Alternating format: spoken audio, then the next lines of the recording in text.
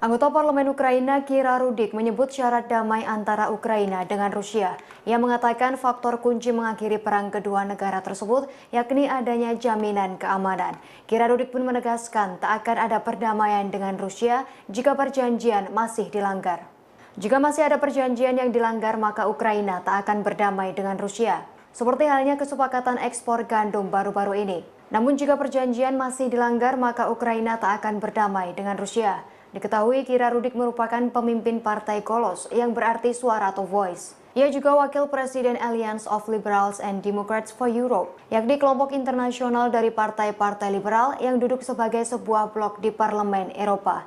Golos merupakan partai liberal pertama Ukraina yang memperjuangkan nilai-nilai seperti pasar bebas, kebebasan individu, dan kesetaraan bagi semua orang. Faksi Golos disebut yang terkecil di Parlemen Ukraina. Namun menurut Rudik sangat kuat dalam isu ekologi, kesetaraan, dan ekonomi bebas. Pejabat yang turut datang ke Bali menghadiri forum bagian dari KTT G20 tersebut turut memperjuangkan keamanan pangan dunia.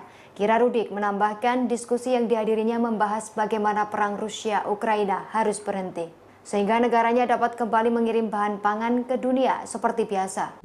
Food security comes as add-on to the general security.